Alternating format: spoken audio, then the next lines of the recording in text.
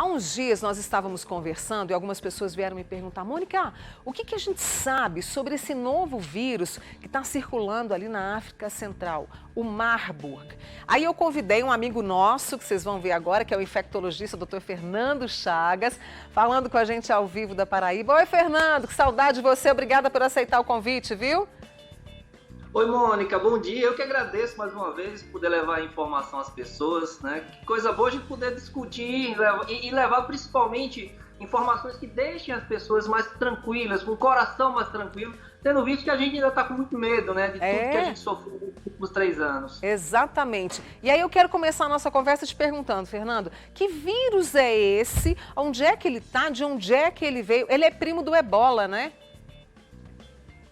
Isso, ele é um primo, a gente diz que ele é primo do Ebola porque ele desenvolve o mesmo tipo, o mesmo mecanismo de doença, né? Uhum. O Ebola que assustou e assusta, né, a todos nós por ter uma letalidade muito alta. O que é uma letalidade? A capacidade de fazer com que, infelizmente, a pessoa perca a vida. Mas o que acontece? O Marburg, ele causa o que a gente chama de febre hemorrágica.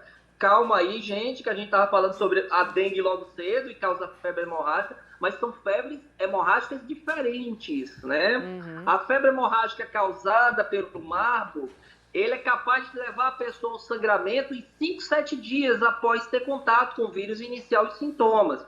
E, infelizmente, só para você ter uma ideia, Mônica, das 9 pessoas diagnosticadas com a doença no mês de janeiro, infelizmente as 9 perderam a vida, né? Mas há uma diferença muito grande que seria em relação à capacidade, né?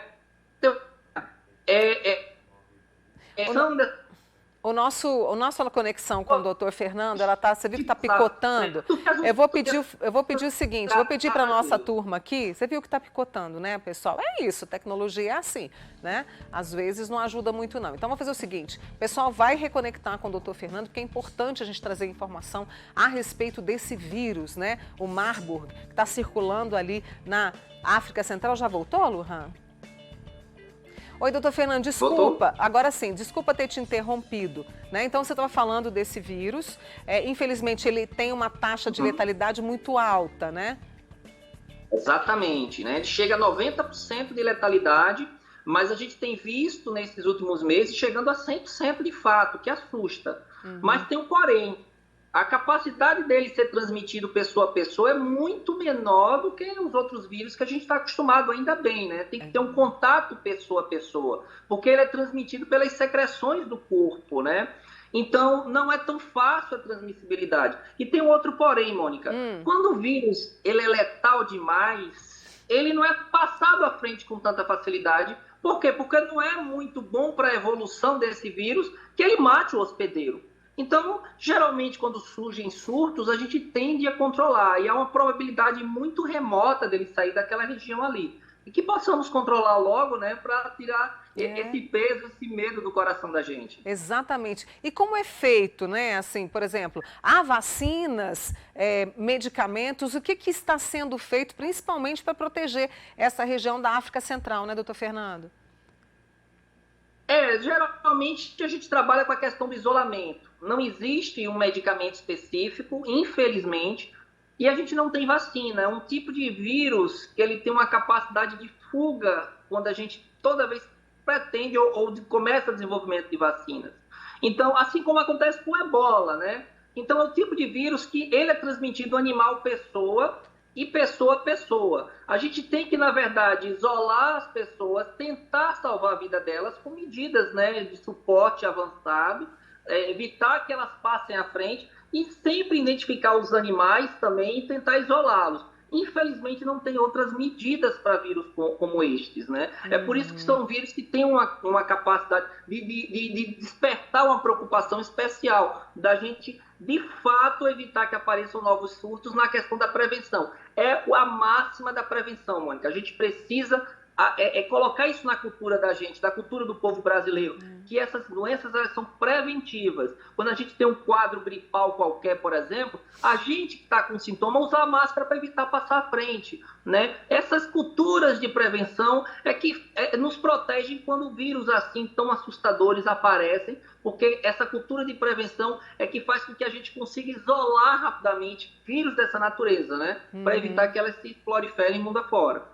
Exatamente, a prevenção é muito importante. Já aproveitando que nós estamos conversando, quer dizer, não existe o risco aí de epidemia, pandemia, né, Fernando? Não existe. É um vírus que a gente consegue controlar por conta da transmissibilidade dele, que não é tão alta. Muito bem. Então tá claro aí, porque muitas pessoas vieram me procurar, sabe, Fernando, preocupadíssimas em relação a esse vírus por causa da nossa experiência. E já aproveitando que você está aqui comigo, né, a gente conversou bastante durante aquele período da pandemia da Covid e hoje a gente tem aí no país, né, o começo da aplicação da dose bivalente. Eu gostaria que você comentasse um pouquinho, já que a gente tem tempo aqui, Fernando. Essa vacina é incrível, porque ela é uma vacina atualizada, é uma tecnologia atualizada. Olha a ideia das pessoas. O SARS-CoV-2, o vírus que provoca a Covid-19, ela tem uma alta capacidade de mutação, sabe, Mônica? A gente já tem visto isso, né? Tantas variantes surgindo. E faz com que essas variantes cada vez mais fujam da defesa que o nosso corpo produz quando a gente recebe vacina. As vacinas que a gente estava recebendo eram vacinas em cima do vírus antigo, daquele primeiro vírus selvagem que chegou no nosso país em 2020.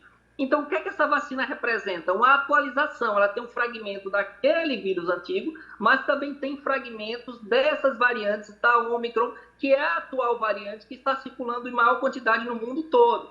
E isso faz com que a nossa imunidade, ao receber essa vacina, ela produza anticorpos específicos contra essas variantes modernas e, ao mesmo tempo, potencialize os anticorpos que a gente já tem das vacinas que a gente recebeu anteriormente, né? Então, isso vai evitar, por exemplo, que a gente tenha sintomas, vai diminuir em 30% de chances de ter sintomas. Já que com essas variantes que estão circulando no mundo, mesmo com as vacinas que já recebemos, claro que com essas vacinas a gente não evolui para uma forma grave se a gente pegar a doença, mas a gente apresenta sintomas. Com essa vacina bivalente, de 100 pessoas que receberem ela, 70, no máximo 70, 60 que vão apresentar sintomas. Isso quebra o ciclo de transmissão. Porque se eu não tenho sintoma, a probabilidade de eu passar à frente é muito menor, já que eu não estou tossindo para jogar o vírus para frente, já que eu não estou com secreção para contaminar o ambiente. Então é uma estratégia de vacina muito boa e muito segura. É isso. Doutor Fernando Chagas trazendo para a gente todas essas informações. A turma aqui está te mandando abraço, viu, Fernando? E olha, muito obrigada por ter atendido ao meu convite e pode ter certeza que eu vou te procurar mais vezes, viu? Eu que agradeço, mando um abraço a todos, tá, gente? Desculpem aí a conexão, eu tô no hospital, tô na correria aqui, mas a gente tá sempre disponível aí para discutir saúde, porque é uma população bem informada, como eu sempre digo, é uma população que adoece menos, Mônica. Oh, meu amigo, muito obrigada, um bom trabalho, viu, para você e um abraço a todos. Doutor Fernando Chagas, infectologista com a gente no Manhã Total. Tchau, Fernando, boa semana, viu?